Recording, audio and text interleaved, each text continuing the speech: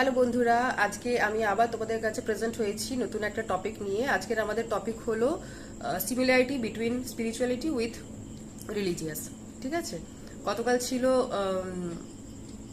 Difference, আজকে হচ্ছে similarity. তো আমার মতে, এগেন বারবার বলে দিচ্ছি, আমার মত যেটা আমি সেটাই জানাচ্ছি।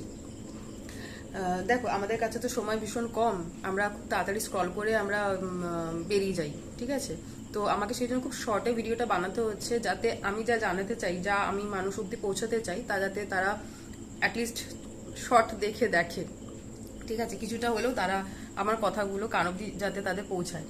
তো এনিওয়ে, আমার মতে যেটা সিমিলারিটি আমি পেয়েছি সেটা হচ্ছে, দেখো, আমরা সামনে যে মূর্তি রেখে যাকে আমরা পুজো দিই, যে ধর্ম আমরা পালন করি, ঠিক আছে, যাকেই আমরা শ্রদ্ধা ভক্তি করি না কেন, যারই ভক্ত হই না কেন, যাকে পুজো দিই না কেন, তাকে আমরা ফলো করি, তাই না? ফলো করি মানে তার প্রতি আমাদের যে ভক্তি থাকে, যে আস্থা শ্রদ্ধা থাকে, তাকেই আমরা নর্মালি ফলো করি। আর আধ্যাত্মিকতাটা কি, আমরা যা অভিজ্ঞতা থেকে, মানে যা ঠুকে শিখি, নিজেদের জীবনে যা ঠকে এবং ঠুকে শিখি, সেটাই হচ্ছে আমাদের আধ্যাত্মিকতা, তাই না? তো এই যা আমরা ঠুকে শিখছি, এবং ঠুকে শেখার সময় কি আমরা কোনো ঈশ্বরের সামনে মাথা নত করে বসি না? ঠোকার সময় কিন্তু সবার আগে আমরা হে ঈশ্বর রক্ষা করো কথাটা বলি, তাই না?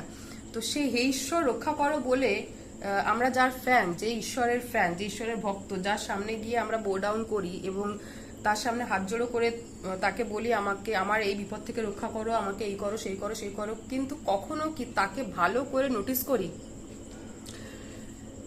আমার মতে যখন আমরা পুজো করি, যারই পুজো করি না কেন, যারই ভক্ত হই না কেন, তাকে যদি আমরা খুব ভালো করে একটু দেখি, ভালো করে যদি একটু অবজার্ভ করি, একটু ভালো করে নোটিস করি, তাহলে কিন্তু আমাদের উত্তর, আমাদের এই যে হে ঈশ্বর আমার এটা কেন হচ্ছে না, সেই উত্তরটা আমরা পেয়ে যাব।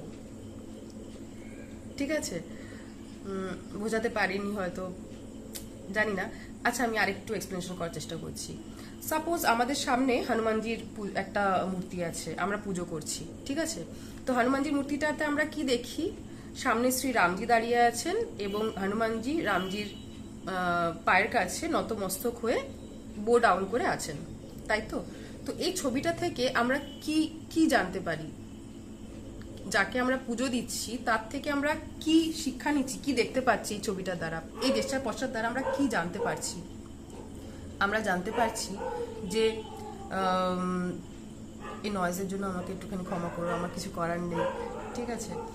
এনিওয়ে, এই আমরা জানতে পারছি যে এই যে বো ডাউন করে আছেন যিনি, ঠিক আছে, তিনি অ্যাকচুয়ালি আমাদের শেখানোর চেষ্টা করছে বি পোলাইট। হাত জোর করে কারোর কাছে মাথা নত হয়ে যাওয়া মানে নত হয়ে যাওয়া নয়, তোমাকে পোলাইট থাকতে বলছে, তোমাকে গ্রাউন্ডেড থাকতে বলছে। এবং নত গ্রাউন্ডেড তুমি কিন্তু শক্তিশালী, তাই না? হনুমানজি তো মানে হনুমানজি সবাই জানে তিনি তো শক্তিশালী, ঠিক আছে? তো সে কারোর সামনে মাথা নত করে আছে। কার সামনে মাথা নত করে আছে? পুরুষ উত্তম রামের সামনে, বুঝেছো?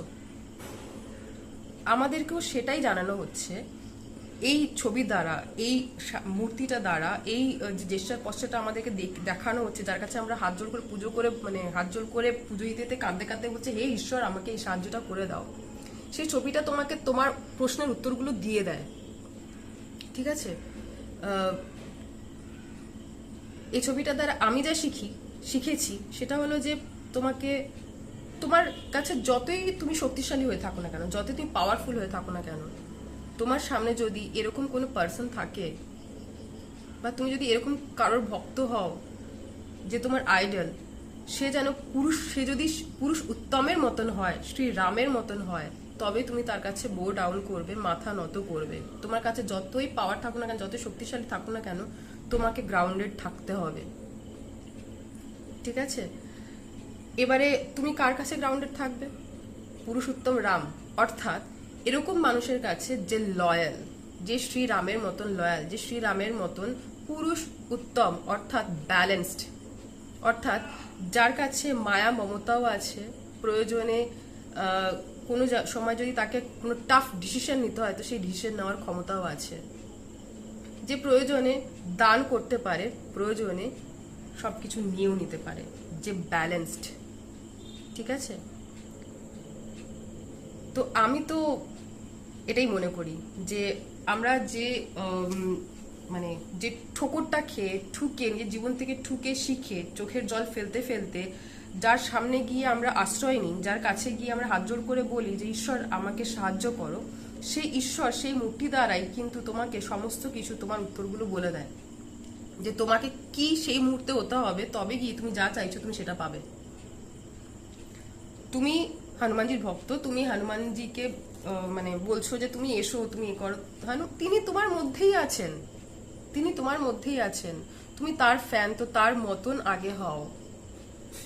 তোমার মধ্যে আগে তুমি শ্রী রাম পুরুষোত্তম রামকে নিয়ে আসো।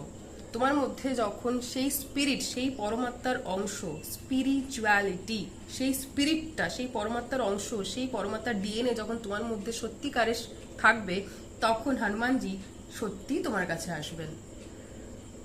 অর্থাৎ তুমি যখন যতই শক্তিশালী হয়ে যাও না কেন, যখন তুমি নমনীয় থাকবে, পোলাইট থাকবে, গ্রাউন্ডেড থাকবে, ঠিক আছে, তখন আপনি আপই তোমার মধ্যেকার লয়্যালটি, তোমার মধ্যেকার সেই পুরুষোত্তম শ্রীরাম জেগে ওঠে।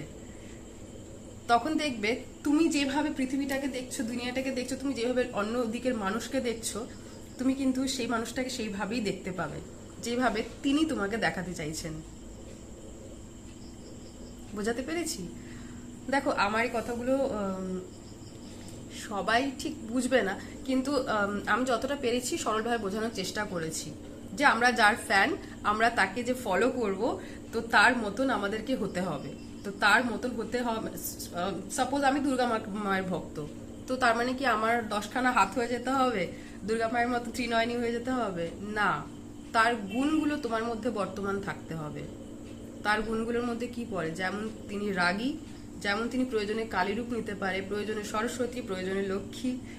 যখন তোমার মধ্যে যা যা প্রয়োজন হবে, সেই রূপ যখন তুমি নেবে, সেই গুণ যখন তোমার মধ্যে বর্তমান থাকবে।